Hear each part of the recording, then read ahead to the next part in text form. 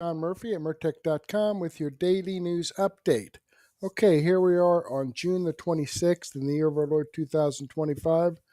I'm going to keep my fingers crossed that all the audio comes through on the videos that I do share with you tonight. And some people may wonder why I continue to use Rumble.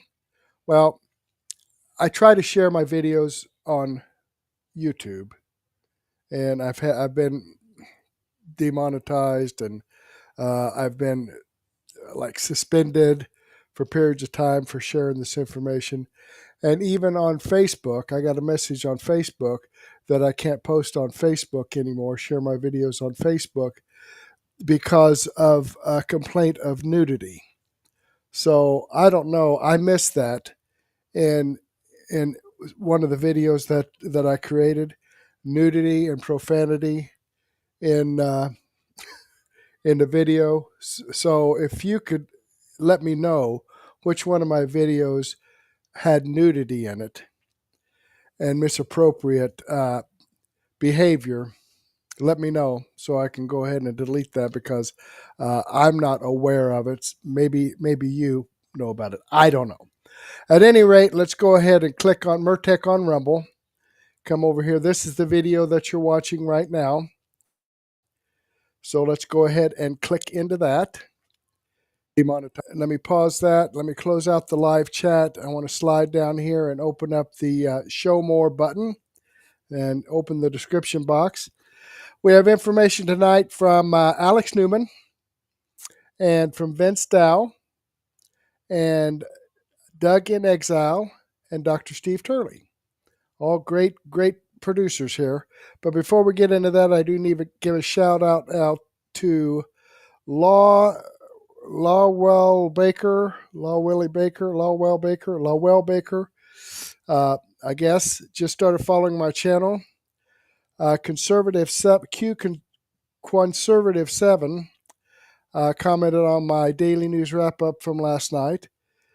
WBS and Thomas T Pro Tomast Pro 0011 commented on my episode 1614. WBS commented on my extra 389B and 389C. WBS also commented on my extra 390A and 390B and my extra 390C. So thank you very much, folks, for your comments. Thank you so much for following my channel. I greatly appreciate that, and I certainly appreciate the support. Let me go ahead and give this a thumbs up. There we go. That's how easy it is to give a thumbs up. All right, I've got one of those thumbs up buttons right here. So if you want to slide down and give me a thumbs up, I would greatly appreciate that. Okay, let's get into this information here from Alex Newman. Senator Graham stabbed Trump in the back, pushing for World War III. Primary contender claims. Well, let's take a listen to that and see what Alex Newman has to say. Oh, look, isn't that sweet? Zelensky and Graham together. Are they holding hands? I don't know. I better be careful. That might be reported as profanity or nudity or something. But at any rate, let's get this started. I love America. Let me get back here. Welcome back to the Sentinel Report, folks. Donald Trump has been making some noise about Lindsey Graham, who at least publicly presents himself as Mr. MAGA. I love Trump. I love America. I love the Constitution. But he never met a war that he didn't want your kids to go die in. Not him, but your kids. Trump apparently has had enough. He just put out a very interesting little video warning Lindsey Graham and also Mike Pompeo about, this exact kind of warmongering. Let's play this, and we're going to get his opponent in just a moment. What's been right about that? Ukraine, you've been making progress towards a peace deal, but I don't know if you know this, but Lindsey Graham and Mike Pompeo were there on the ground in Ukraine, seemingly doing the opposite, trying to provoke the Ukrainians to keep fighting. What do you think of that? Well, we're going to see, and people have to be very careful with what they say. They got to be very careful with their mouth, because their mouth can get them into a lot of trouble. Warning directly to Senator Lindsey Graham and Mike Pompeo. Joining us now to discuss all this and more is the man challenging Lindsey Graham for that Senate seat. His name is Mark Lynch. Back in the 70s, Lynch, the president of Jeff Lynch Appliance Center, His dad sold appliances, done a lot of work. And today, Mark's journey is quite a bit different. So he's guided by his faith, and he is now running for that U.S. Senate seat. And as I understand from folks in South Carolina, has a very real chance of actually winning this election. He's been married for 37 years. He's got children, grandchildren. He's got 110 exceptional employees. He's an ordained deacon at the Burnsview Baptist Church in Greer, South Carolina. Mark, welcome to the program. Thank you very much for joining us. Thank you, Alex. Thank you so much for having me on today. It's an honor to have you, sir. And I know you've been doing the rounds. I saw you on some really big broadcasts recently. Talk to us about Lindsey Graham. Why did you decide to jump into this race and challenge really a very well-established career politician? Yep. It all started back in, I guess, 2014 when I was trained in intelligence in our country, fighting the Islamic terrorist threat at the local level, and working with those gentlemen that helped lead that at the Anti-Terrorism Division of the FBI. And I was asked to run in 2020 for a state Senate seat. I almost won. I lost by 5%. And people got to know me, know my stance on things, and that I'll hold the line and not compromise. And they appreciated my leadership ability and asked me to run for office. And we've been praying about it these last 4 years. And here we are. God called us to this new adventure and mission trip in Washington to go to the swamp, and we said yes. We've accepted the opportunity. Yeah, well, praise the Lord. It's really, in my opinion, past time for somebody to challenge this guy. If you look at his Freedom Index score, it's literally a 57%, folks. That's a failing grade. If you're not familiar with the Freedom Index, it's something we produce at the New American Magazine. We take the constitutional voting record of the different members of Congress, all of them, and 100 is a perfect constitutional score. A 0 is a perfect anti-constitutional score. Lindsey Graham is one of the worst Republicans. He's literally got a failing grade. And this coming from one of the most conservative states in the union. Talk to us about your views on the Constitution and Lindsey Graham's voting record. I mean, what do you think about his voting record? Is this part of what motivated you to get involved? Yes, we've, after my state Senate race, we formed an organization, an activist group, and we've been using the Freedom Index to educate voters in South Carolina. We have a lot of people moving here from other parts of the country, and they're so happy they're in a red state till they see our elected officials' true voting record, and they're astonished. And so that and the other scorecards that you can see across the country, and all four of them, the Heritage Action, Conservative Review, the Liberty Score, he's failing in every one of them. And so he's not really a true Republican. Breitbart contacted us back in March and asked about our campaign. They said, we've never seen Lindsey move to the right this quick in a campaign cycle.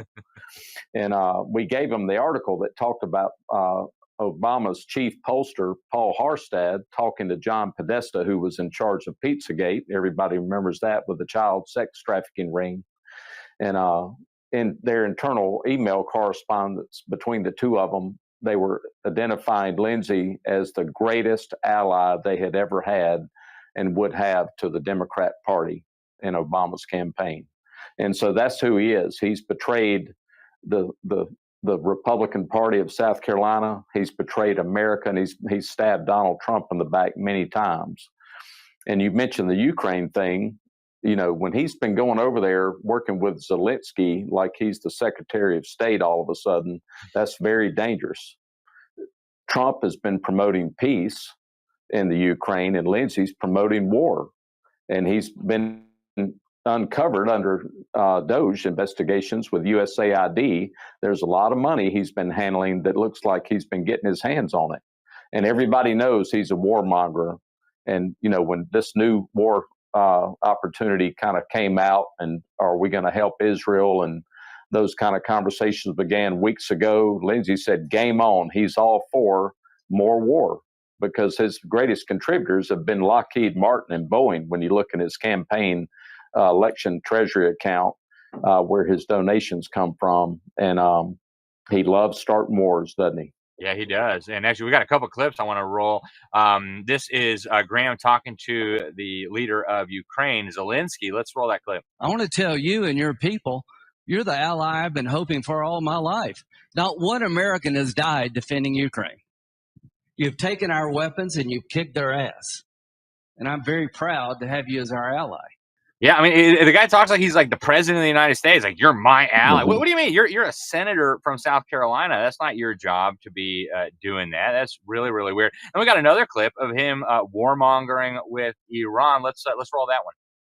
Chapter on the largest state sponsor of terrorism in modern history. We got a chance to end a threat to the state of Israel forever by replacing this regime with something better. And I do believe the biggest winner of the Ayatollah leaving would be the Iranian people. So pray for our troops in harm's way. There are risks associated with any operation. They join the military to keep their country safe and to make the world a better place. And taking on the Ayatollah does both. To our friends in Israel, we have your back. We're praying for success. You've tolerated too much too long into the world. You have normalized trying to kill the Jews. When Israel's attacked, nobody says a word about it. If France were attacked, what would the French do? What would we do? So the days of the expecting Israel to sit on the sidelines and not go to the heart of the beast are over. Take this regime down, make the world a better place. Well, they took themselves down. Donald Trump, I mean, God bless him. He's given them every opportunity. Look what he was able to pull off with India and Pakistan as that situation was heating up. Pretty remarkable. Yeah, and so the Trump administration has so far been pretty clear that they're not interested in getting us sucked into another regime change war. We saw Libya, what a success. We saw Iraq, we saw Afghanistan. If you ever feel useless, remember it took the U.S. government 20 years and trillions of dollars to replace the Taliban with the Taliban. I mean, he's probably right. The world would be better without the crazy mullahs over in Iran. But what do you think, Mark? I mean, should the American soldier, should the American taxpayer be engaged in policing the world, overthrowing governments, and all the rest of it? Absolutely not. Only unless it's a threat to America. Yeah. You know, Israel is blessed. It's a blessed nation. God's got his hand on that country. Yeah. And they're doing mighty well on their own.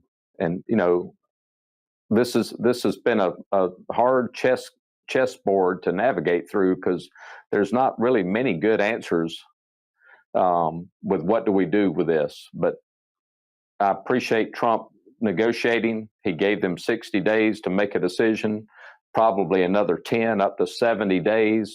And we did pull off a great mission here. It doesn't mean that we've decided to send troops in.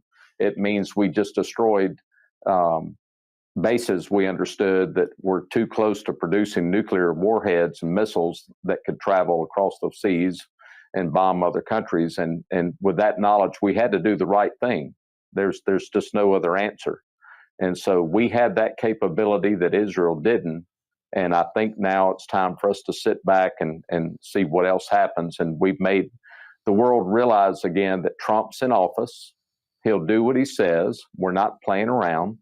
And so we do have security through strength, but we're not about war. That's the last ditch effort, according to the Constitution, is for us to get into war. Okay, I'm going to go ahead and pause that there. You know, this guy talks like he knows what he's doing. He talks like he has the United States' best interest in heart, as well as the Carolinas there. So remember the name Mark Lynch. If you have any friends that live in South Carolina, please persuade them that they need to go out and get Lindsey Graham primaried out of office. That guy, I don't understand. I mean, he must have his thumb on the election board there in South Carolina. Let me go ahead and click on this Rumble link and show you that this video does come from Alex Newman. Liberty Sentinel is his channel. Great information. I share his information on Murtech.com every day. Every day that he puts out some new stuff, I share it on Murtech.com. All right, let's get back here and see what's next. I think we have some information here from Vince Dow. CNN forced to backtrack on anti-Trump story as Trump debunks Pentagon leaks at NATO summit. Unbelievable. Let's see what they have to say here. This timeline of Iran being a few weeks away from a nuclear bomb is in direct contradiction to CNN's reporting. According to U.S. intelligence assessments, Iran is 3 years away from being able to produce a nuclear weapon if they wanted to. So the facts on Iran getting a nuclear weapon do not bear out the claim at the heart of what has put the world on the verge of world war. It only set back the Iranian nuclear program by months. We got to call it like it is. It's a big deal. As per usual, CNN and the mainstream media continue to deny the objective success of Trump's recent moves in the Middle East. Ironically here, from both perspectives, whether that is the success and effectiveness of Trump's recent strike on the Iran Fordo nuclear facility, or on the flip side, his ability to do that without triggering a wider war or conflict in the region, they simply do not want to give him credit for any of it. And recently, of course, we covered the timeline in which CNN was, as one example, trying to deny the fact that there was a ceasefire agreed upon between the US, Israel, and Iran to end the so-called 12-day war. Of course, CNN later had egg on their face after Iranian officials confirmed to the public that no, Trump was not lying. No, indeed, there was this agreement brokered upon, and CNN was trying to claim first that that was not true. But now, ladies and gentlemen, we have the brand new story that is once again falling apart. It's like literally within the span of 2 to 3 days, they have to be taught the same lesson twice here, because today we got to bring you the update on this supposed story you might have heard where so-called anonymous Pentagon officials, right? U.S. intelligence is claiming from insider sources here, this is what the New York Times is saying, what CNN is saying, that the Trump strikes on the Iranian nuclear facilities over the weekend were unsuccessful, right? They're saying Iran moved their uranium, or the bombs barely penetrated the facility. As you can see, this is basically, we'll get into the full coverage here, but this is the basis of the story, right? We have breaking news into CNN. 3 sources tell CNN that according to an early U.S. intelligence assessment, again, that is not actually named, the U.S. military strikes, according to rogue officials in the Pentagon, on 3 of Iran's nuclear facilities did not destroy the core components of the country's nuclear program and likely only set it back a few months. And here's the thing about this that I called basically from the beginning, is usually you can chalk these types of stories up to the normal Trump derangement syndrome, right? They just want to not give Trump credit for anything. But in this case, I said the opposite. I actually think there's something much more sinister here going on, which is, as we so often covered, the neocons believed that a strike on Iran's nuclear facilities would not be the end of it. In fact, John Bolton has now said this publicly. Their agenda was always regime change in Iran, and they're kind of frankly flabbergasted that Trump managed to do that, take out Iran's nuclear facilities without getting us into an Iraq War 2.0. And so to me, as I stated here very early on, I said, this is not just anti-Trump bait. This is obvious, yes, deep state propaganda to basically get us back into the war, right? Get us, now that we basically left the situation, we made peace, we got off the table, we achieved all of our objective goals. They said, no. They wanted to use this again to justify continued involvement, regime change, and a forever war being fed by, as CNN is saying themselves, those very deep state bureaucrats within the Pentagon. They want any excuse to keep us in this war, hence why they're willing to lie about it. No, these strikes did their job. We're done. It's over. And going on with that theme here, by the way, again, their only source here, they won't report it, they won't claim who, it's just like anonymous officials in the Pentagon are saying this. Again, I wonder why. I wonder what their motive might be of those deep state bureaucrats to be lying about this type of stuff to the media, right? If not to A, sabotage the Trump administration, and B, again here, try to justify more involvement in more war. But it is worth noting ever since that now the International Atomic Energy Agency, right, the IAEA, which is considered to be the sort of objective neutral gold standard in this regard. They, by the way, were correct about 2003, saying there were no WMDs in Iraq, for instance. Well, they are reporting here that Trump's strike on Iran's nuclear weapons facilities were actually in contrast to what the Pentagon quote-unquote anonymous officials here are claiming, as well as what the Trump administration and Pete Hegseth and the Department of Defense is officially claiming. Again, anonymous sources here versus not only the public stance of U.S. intelligence. You could say, okay, that's propaganda. But again, IAEA here saying the same exact thing, that they were the strikes on the nuclear facilities were more devastating than first appeared. The report refutes the leak from disgruntled deep state leakers to CNN that the strikes had failed. The IAEA confirms the enrichment areas and storage rooms were indeed destroyed. Very interesting, right? Well, in today's video, I want to give you the full timeline and breakdown on how CNN was basically trying to run this story yesterday. Now, today, at the NATO summit that Trump is currently attending, he had a little bit of a standoff with Caitlin Collins on this very subject. And then it goes to Pete Hegseth, where he utterly demolishes this absolute lie that, again, these strikes were not effective, aka, hey, let's restart the war with Iran. I wonder why they want to do that. So we'll get into all of it. But first, though, folks, I do want to say that if CNN throughout the years has not managed to put you to sleep before we get into it, we have a brief and timely message from today's sponsors. Again, if CNN doesn't do the job enough, take a listen. A lot of us get allied than our hope of our favorite sleep cocktail and really sleep is and system is if it more. And the default keeping pill delicious. And let's be but us and match up for a exclusive off advantage for a description. Basically, here we are now. It's a topic.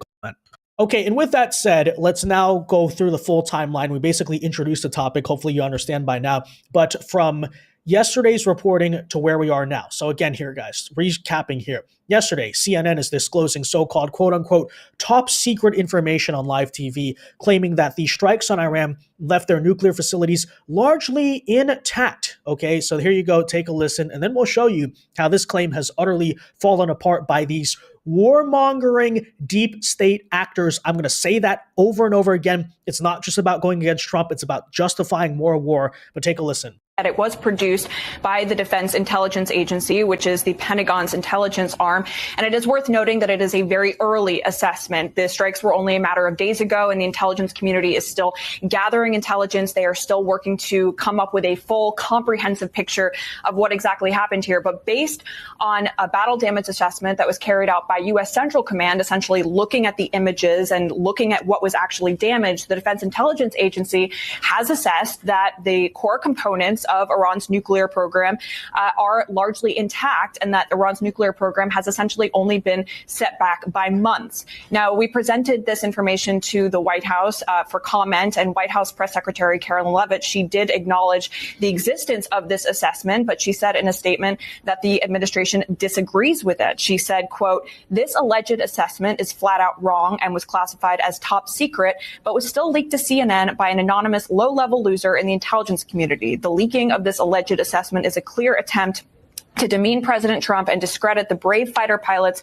who conducted a perfectly executed mission to obliterate Iran's nuclear program. Everyone knows what happens when you drop 14 30,000-pound bombs perfectly on their targets. Total obliteration. Now, it is worth noting here that there has been dissent, I should say, within the intelligence community, within the defense community about just how much of an impact these massive bunker buster bombs would actually have on Iran's nuclear facilities. It was far from certain, given that these bombs had never been tested in an actual combat scenario, whether they would actually penetrate those very, very deep underground tunnels that lie underneath these nuclear facilities. And what we are told is that as of now, this Defense Intelligence Agency assessment, it does conclude at this point, again, it is still very early, that those underground facilities, including the centrifuges, including the highly enriched uranium that everyone has been talking so much about, those are largely intact. So again, I reiterate, to me, it was clear the entire time. That's the deep state trying to say, no, it's the WMDs in Iraq thing all over again. No, we didn't do the job. We got to keep fighting. Again, because they are shocked here. What they were hoping for, Trump to get us into Iraq 2.0, didn't happen. And so they're saying, no, we have to go back. No, we left something behind. Wait a minute. They just want an excuse to stay there. I'm surprised not everyone can see through that. But if you don't believe me, if you want to say, okay, maybe, they're telling the truth, who knows? It's basically between the warmongering Pentagon and corrupt deep state versus the Trump administration. Who do you want to believe there? I again go back to the fact, okay, let's ask a neutral arbiter. Let's ask the International Agency of Atomic Energy to basically figure that out for themselves. Okay, and so we now have independent agencies not agreeing with the Pentagon, but agreeing with the Trump administration, indeed, that this situation was successful. So with all of that in mind, today, Caitlin Collins, the obnoxious individual herself who has run nothing but nonstop propaganda, basically for the war lobby throughout this entire situation here, about that very question of, hey, our reporting, our anonymous sources, whatever here, our leakers in the rogue deep state are saying that, oh, we need to go back into Iran. We have more problems. We were not successful, right? And take a listen here as Trump goes back and forth with her at the NATO summit, because it is truly a spectacle to witness, again, on this greater question of, were the strikes successful or were they not? Please, go ahead. Go ahead. Oh, fake news, CNN? Oh, yeah. Here we go. Wait till you hear this question. Thank you, sir. You should really say how great our soldiers and our warriors are. I think everyone appreciates our soldiers and our warriors. I do have two questions for you, Mr. President. You just cited Israeli intelligence on these attacks. Earlier, you said U.S. intelligence was inconclusive. Are you relying on Israeli intelligence for your assessment of the impact of the strikes? No, this is also Iran made the statement. And it's also, if you read the document that was given, that Pete can talk about if you'd like, the document said it could be very severe damage, but they didn't take that. They said it could be limited or it could be very severe. They really didn't know, other than to say it could be limited or it could be very, very severe. And you didn't choose to put that because it was very early after. Since then, we've collected additional intelligence. We've also spoken to people who have seen the site, and the site is obliterated. And we think everything nuclear is down there. They didn't take it out. Okay. So again, we have here independent agencies. Apparently, Israeli intelligence, according to Caitlin Collins herself, is saying that the strikes were successful. Now, I would note there on the front of Benjamin Netanyahu that there has been tension between him and Trump as of late. Okay, largely, as I explained before, the reason here is that Netanyahu wants a regime change in Iran. He basically wants the U.S. to get more involved. He's been lobbying essentially for the U.S. to overthrow the Iranian regime for decades now. He was a supporter of the Iraq War, etc. So it's very interesting to me, actually. He is the type of person who might want to say we were not successful in order to justify more war, more involvement, because, again, that's what he wants. That's basically what he's about. So it's worth noting here, even he is saying that the Iranians even have basically said the same exact thing. So it really begs the question, why are you taking these supposed 3 Pentagon officials, anonymous, whatever, in the government so seriously? Similar situation, by the way, to when they were trying to believe Iranian state media over Trump himself by saying, hey, there was a ceasefire, we agreed upon it, and CNN was saying, no, there wasn't, and hours later they have to say, oh, wait a minute, there was. Okay, Trump's not just making stuff up. Again, guys, it is utterly just ridiculous here. But if you want to keep on not believing me, and by the way, isn't it funny too that CNN, as we played in the opening clip, before the strikes were saying, oh, Iran is not building a nuclear weapon. And then suddenly now it's like they are building a nuclear weapon and they're doing such a good job of it that the strikes were not effective. Again, it's just so transparent here. But take a listen as Pete Hegseth, the Secretary of Defense, further explains here why CNN, New York Times, etc., are all completely wrong about this in his own words, according to the intelligence apparently he is claiming. Take a listen. For a tactical reason with President Putin. Let him answer. Hello, Mr. Secretary. Yeah. There's a reason the president calls out fake news for what it is. These pilots, these refuelers, these fighters, these air defenders, the skill and the courage it took to go into enemy territory flying 36 hours on behalf of the American people and the world to take out a nuclear program is beyond what anyone in this audience can fathom. And then the instinct of CNN, the instinct of the New York Times is to try to find a way to spin it for their own political reasons, to try to hurt President Trump or our country. They don't care what the troops think. They don't care what the world thinks. They want to spin it to try to make him look bad based on a leak. Of course, we've all seen plenty of leakers. And what do leakers do? They have agendas. And what do? Do they share the whole information or just the part that they want to introduce? And when they introduce that preliminary report that's deemed to be a low assessment. You know what a low assessment means? Low confidence in the data in that report. And why is there low confidence? Because all of the evidence of what was just bombed by 12 30,000-pound bombs is buried under a mountain, devastated and obliterated. So if you want to make an assessment of what happened at Fordo, you better get a big shovel and go really deep, because Iran's nuclear program is obliterated. And somebody somewhere is trying to leak something to say, oh, with low confidence, we think maybe it's moderate. Those that dropped the bombs precisely in the right place, know exactly what happened when that exploded. And you know who else knows? Iran. That's why they came to the table right away, because their nuclear capabilities have been set back beyond what they thought were possible. What an important... Okay, I'm going to go ahead and pause that there. And Pete Hegseth, I like the way he talks. I really, really do. But he laid it on the line there. It's amazing how these mainstream media outlets can continue to get by with it. I guess they got enough dumbasses that listen to them, enough Democrat Trump derangement syndrome listeners that, they're able to keep the lights on, although I don't know how, because, I have, the videos that I listen to try to pick out some good ones to share with you. I hear a lot from CNN and MSNBC, and I'll tell you what, man, it turns my stomach to have to listen to some of this crap. But at any rate, let me show you that this video does come from Vince Dow. I am subscribed to his channel. I've given him a thumbs up. I hope you do the same thing for me. Okay, let's get back here and move on down here to Doug in Exile. Boom. This is being broadcast all around. Well, let's see what this is that he's being broadcast.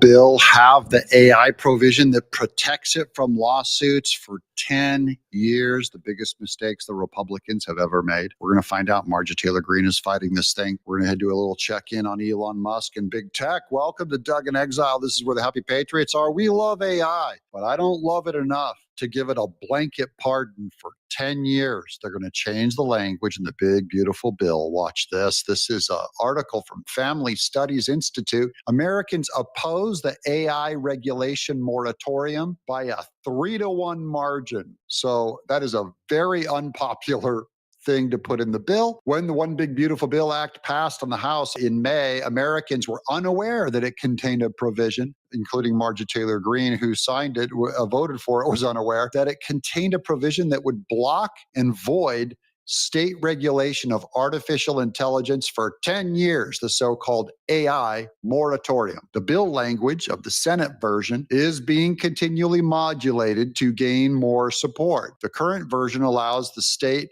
the choice to regulate AI, but on the pain of forfeiting access to federal funding for broadband as well as funding for AI implementation. Supporters of the provision, that's guys like David Sachs, probably Elon Musk, argue that it is critical to our geopolitical contest with China that we develop AI with the greatest speed and least constraint. This is a big mistake. And that they're trying to give you the scare tactic of China's going to get us. And the overregulation by the states could hamper the technology's critical development. They also argue that the federal government will eventually provide comprehensive guidance for the regulation of AI that will preempt the states, that is, go above the states, rendering state legislation unnecessary at best and harmful at worst, but they're still taking away the state's representation, and that's what I'm against as a conservative. Some, like scholars at IFS, have criticized the provision, even its latest form, for failing to protect children and families from predatory uses of emerging technology. That is huge. The moratorium, for instance, would block a law in Utah that bars mental health chatbots from soliciting users with advertisements. So see, Utah already has a law that says you can't send out robots to solicit users. And then as soon as this provision goes in, it will supersede that Utah state law, which we're against. I think the Utah state law should stand. A law that disincentivizes companies from exploiting their suffering customers. The moratorium would bar several laws nationwide that require so-called AI companions, as big tech has branded them, to clearly disclose that they are not human beings. So if you ever do customer service and you see a person on the screen, could be a doctor, could be an insurance agent, could be an accountant, and they could be all AI, that they need to disclose that they're not a real person. Again, we should be able to get the most information on AI as possible. They should be honest about it, because you don't want to deceive people into thinking they're talking to someone real when they're not. This will also protect my YouTube channel, by the way, if someone ever does a knockoff and does an AI version of me that is very convincing and I want to protect my business by having you guys come to me. And it would sweep away numerous laws in blue and red states that prohibit the use of AI to generate pornographic deepfakes. That's when they use an actor that would never do adult material, and they would use their face and likeness, which is just weird. Okay, this stuff can get really dark. Here's Elon Musk saying, I'll always assume we're losing, even if it looks like we might win. Chamath, when they're asking who they think will win. Game here is who wins the AI prize 5 years from now. Chamath, who's your number one and number two? Tesla's one and Google's two. And the reason is because they are the closest to having that vertically integrated stack that I spoke about. I think that Tesla has the best vision models. Now with XAI, they'll have one of the best LLMs and reasoning models, and they'll be able to eventually stick that on Dojo. And then all of that will be in all of the physical AI that you will interact with in your daily life, whether it's a robot or whether it's a car or whether it's a robotaxi. That's about physical AI, like robots use these things. They're trying to integrate it into all of your households. It is going to take over everything, by the way. It's going to be the new internet. Instead of going to the internet, you're going to go to AI type computers to get them to give you recipes, fix your car, do your taxes, pay your medical bills, do your banking. It's all going to be run through AI. And right now it's being run through the internet. So that's number one. And then number two, for many of the same reasons, I think Google, because you'll have the Gemini family of models, which just absolutely kick ass. Like VO3, which we haven't really spoke about, is going to destroy Hollywood. We like destroying Hollywood. These are all AI. That's not an actor. That's an AI chef showing you how to cook. So basically, you and I will be able to make an animated movie as good as Pixar. So Disney can't compete with us making a free movie. And that's where ChatGPT, that is Google's model, is very good for that video stuff. In the next year, like Hollywood is done, I think. But they're landing model after model. They have the TPU, and the next generation TPU, I think, is exceptional. They're baking quantum, and then they have an entire funnel of billions of people that they can direct experiences to. Okay, so what's that about directing experiences to? AI models are trained by users like us. So Google AI is using YouTube already to train its models. That is, it learns how people talk, it learns how we look, and then it has a huge audience of people already using Google. If you do a Google search, most of it is already run by AI. It's already integrated. So they're going to be huge. Meanwhile, Grok, which is or AI at X over at Elon Musk's company, it's training all of its information on Twitter tweets. So that's why it's so much better with handling the news than Google is. Now, here's Marjorie Taylor Greene on that big, beautiful bill where she read it and said, I'm not signing this. This is she calls it a poison pill. This is a deal breaker. You rip that provision out of this big, beautiful bill, or I'm not voting for it. And I agree with her. It really is that dangerous. The Senate is making changes to the AI provision in the one big, beautiful bill. This is just today. Instead of automatic 10 years moratorium on states to regulate and make laws on AI, they are tying the 10-year AI moratorium to a newly created $500 billion broadband account for states. Mostly red states are the ones with rural areas that don't have internet. So in other words, if a state takes any money from that account, they automatically put a 10-year moratorium on themselves to regulate or make laws on AI. So basically, if they take the money to build out the internet and to build out AI in their state, then they're also going to sign a deal with the devil that says you cannot sue at the state level an AI company. Again, huge deal breaker. I don't care about the money. You don't do that deal. With no legislation in Congress to regulate or make laws on AI, why would Republicans do this? Marjorie Taylor Greene, I totally agree with you 100% on this. And why would they continue to try to keep this and the one big, beautiful bill that delivers President Trump's agenda? Why can't Republicans do a separate legislation on AI? Good point. 40 state attorney generals wrote a cover letter to the Congress against the 10-year AI moratorium on states' rights. It's not too late for the Senate to take it out before the OBBB comes back to the House for a vote. If they don't take it out and the House says, we're not going to vote on this, we're going to turn it down, You have to rip that. If they rip it out, it has to go back to the Senate because it is a significant change. But boy, do I support Marjorie Taylor Greene on this. Now, on AI, this is just a fact thing for you guys to learn. This is SEO is dead. This is search engine optimization. All of my YouTube videos use search engine optimization when I put a little hashtag in it. Or the title and the description is why these videos get fed out to you, internet-based. Well, that's dead now, according to this guy. A 16Z just called it traditional search is dead. So you will not search for my videos in the future. Welcome to generative engine optimization, GEO. That's what AI uses. Now people ask AI, not Google. And if you're not in the answer, you don't exist. Here's the mega prompt I use to get my brand recommended by ChatGTP, Claude, and Gemini. So this is about how old searches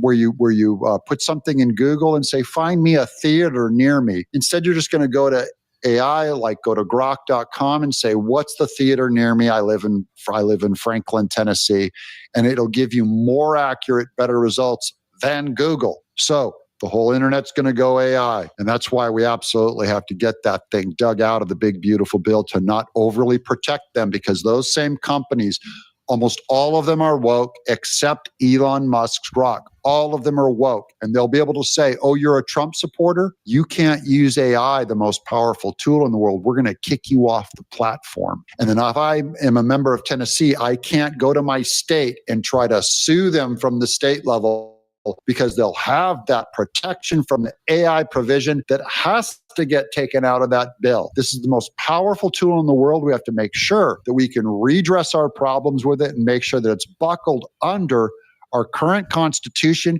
current laws, including state laws. I'm Doug in Exile. Okay, there you have it, folks. And right here, this is from Doug in Exile. I'm subscribed to his channel. I've given him a thumbs up. And if you've followed me, you know that I have serious concerns about this AI. And how, Copilot is AI. I don't know if that's a part of Windows or a part of Google, but it's advertised all the time. Okay? As I go searching around for videos. And also, McAfee is now touting that you get McAfee and it'll protect you from AI. But I'll tell you, I do not understand why they want to throw this thing in there about states. No state can have any laws regulating AI. That seems just a tad bit ridiculous to me. Because if a state overregulates AI, you know what? That AI company will go to another state. Now, it could be difficult for an AI company to be able to follow the laws in one state, and in Alabama, for example, but then there's a lot of restrictions in California. Well, then the people in California just don't get the benefits of the AI. But I believe, I have my fingers crossed, that the laws that they put in place would be to protect people like you and me from being swindled or whatever. But they talked about how this $500 billion, if they leave this in there, they'll give the states $500 billion for rural access to the internet, because a lot of rural areas in red states don't have internet access. That may be true. But here again, if you follow me for a while, you know that 2 or 3 times a year, our family goes down to visit my wife's sister in Arkansas. Okay? That's a red state. In fact, it's more red in Arkansas than it is here in Indiana. It's very red. She lives way out in the country. In fact, the closest town that has a Walmart is 27 miles away from her. Okay? She has better internet access than I do right here in the middle of Indianapolis. When I go down there and I do my live streams, man, I have no problem at all with the internet. I mean, her bandwidth is much better 27 miles from the nearest town than mine is right here in the middle of Indianapolis. So, I don't know. I'm just telling you what I know. I don't know what they're talking about, but I'm telling you what I know. Okay, let's get back here and move on to Dr. Steve Turley. This is pretty interesting here. Joe Rogan leaves Bernie Sanders speechless on socialism. Well, let's take a listen and see what that's all about. Shift is unfolding all around us. The fall of globalism, the rise of a new conservative age, and I explain exactly what's happening and why in my most important book yet, America Awakened. This book gives you the full picture, how we early and gets completely eviscerated by a podcaster who just asks simple questions. Bernie Sanders thought that he was going on Joe Rogan to promote taxing the rich. Instead, he got a masterclass in why giving more money to an incompetent, corrupt government is insanity. What you're about to see isn't just an interview gone wrong. This was the moment progressive ideology met reality, and reality won. What it says is, you're a billionaire. You have now the constitutional right, because your money is your freedom of expression, right? So you don't like Bernie Sanders? You can put millions or hundreds of millions of dollars into a campaign and express your view about how terrible Bernie Sanders is, Right. and you can buy that election, right? That's your Right. constitutional right. I think that's probably the worst decision that the Supreme Court has ever made. So what is the result of that decision? The result of that decision, let's take us to where we are today, is that Elon Musk, he spent $270 million to elect Trump as president. I think that's absurd that any one person... What's the most someone donated towards the Harris campaign? They spent a lot of money on Harris as well. They spent $1.5 billion just Combined. over the course of a couple of months. You got it. All right, let me talk about it. So Yeah, I'm not here let's just talk to say about it's that. a Republican. That's my point here. Right. Okay. Now, you notice what Rogan just did there. He did what the legacy media never does. He challenged the fundamental premise of the liberal. He challenged the fundamental premise of the liberal. The premise, as you just heard, was that America's richest, the oligarchs, as Sanders likes to call them, America's richest are funding only or primarily Trump and the Republican campaigns. And Rogan nailed him with one question. Yeah, and that one question just pulled the rug right from under Bernie. How much money did Kamala get? How much money did Kamala? It wasn't even close. Billionaires sided with Kamala 2-1. But here's the key. Bernie never so much as raised a peep over that during the campaign. Bernie can say, oh, no, it's both parties. It's both parties. No, Bernie was as quiet as a mouse when billionaires were funneling hundreds of millions of dollars into Kamala's coffers. He's only now raising his voice because Trump, despite that, won.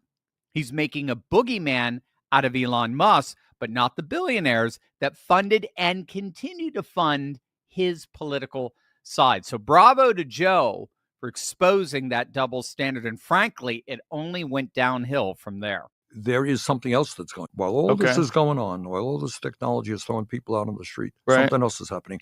The people who own that technology and the corporations who utilize that technology are becoming phenomenally richer, right? Exactly. All right.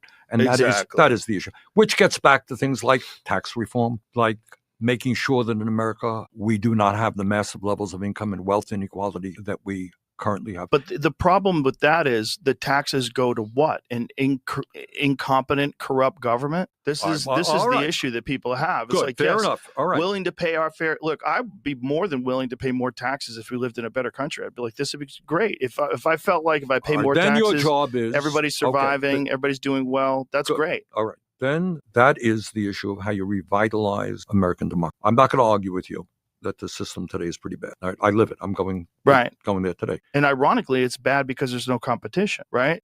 It's corrupt, but it's not a free market. Like the government itself has a monopoly on governing. And when they're completely corrupt and when they're making insane amounts of money through taxes and they're not accountable. No, all right. No, I don't. No, this is the way I see it. Wow, did you see?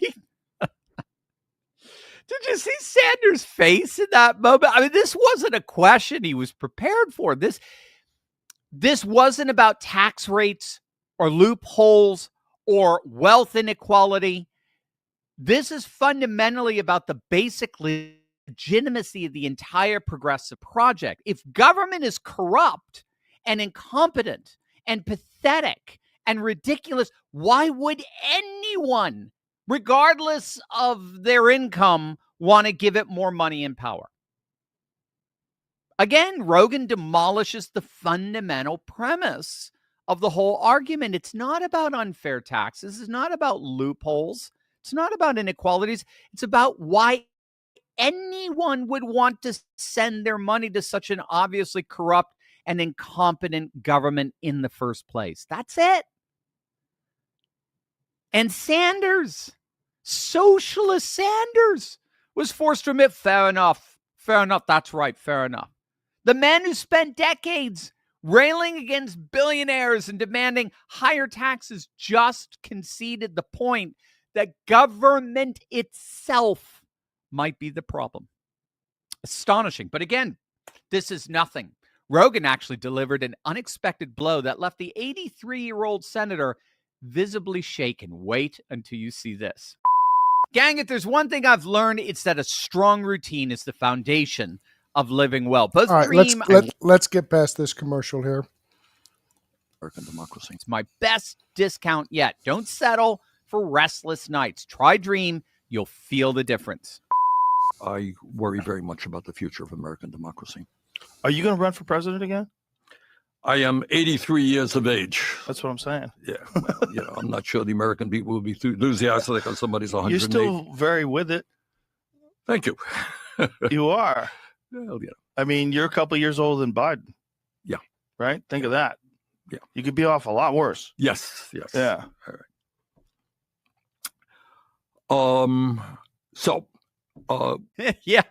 I mean, obviously, after defending Biden these last 4 years, in fact, Bernie endorsed Biden back in 2020. I mean, obviously, that's a pretty uncomfortable position to be in, having to confront what the entire nation, what the entire world now knows. You were part of that cover-up. I don't think Rogan meant it that way, to be honest with you. But Sanders' body language, you could always tell he spreads out his arms.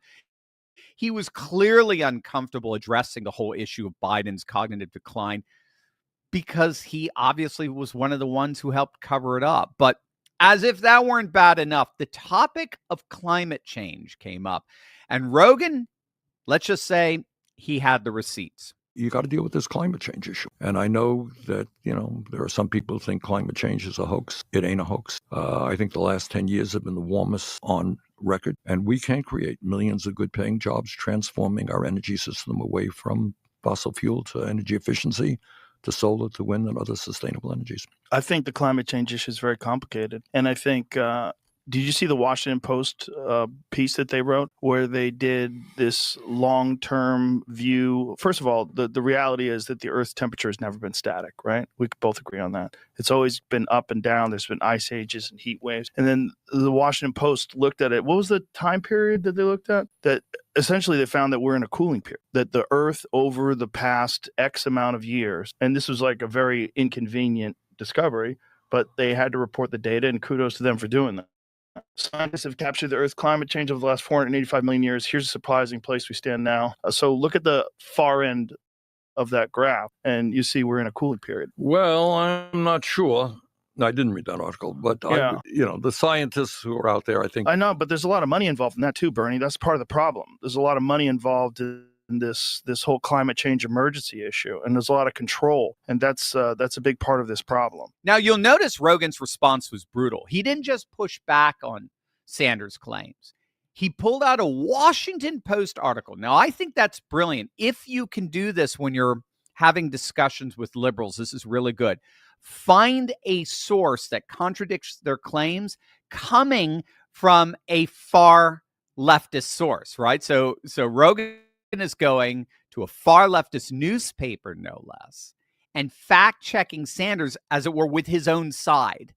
He's fact-checking Sanders right in front of his face. The Washington Post article Rogan referenced there was titled, "Scientists Have Captured Earth's Climate Over the Last 485 Million Years." And here's the surprising place we stand now. And the article included a chart tracking temperatures going all the way back to 485 million years ago. And as it turns out, in contrast to what Sanders was claiming, we're actually living in one of the coolest periods on historical record. One of the coolest periods. So Sanders' response, frankly, revealed everything wrong with progressive intellectual approaches, making definitive, massive, generalized statements about complex scientific issues without bothering to read the actual research. So this is an evidence-based policymaking. It's ideological performance art. The Sanders-Rogan exchange explains why most politicians, especially progressives, avoid long-form interviews entirely. The traditional media format, the legacy media, 7-second sound bites, time-limited responses, puff questions, surface-level questions, right, allows politicians to recite prepared talking points without ever having to defend their underlying assumptions. Rogan's format is different. 3 hours of unstructured conversation means politicians simply can't hide behind their talking points. They can't hide behind their scripts. They've got to be able to think on their feet. They've got to be able to defend their positions, and they got to be able to engage with ideas rather than just slogans. Rogan's format demonstrates the future of media and news consumption belongs to independent content creators who have the same access to the same information anyone at CNN has, but bypass the gatekeepers, the legacy media gatekeepers, who dictate the cookie cutter narratives that always favor the left-wing side of the political aisle. And they're doing it. And Rogan is leading the way. As Elon never tires of reminding us, we truly are the media now.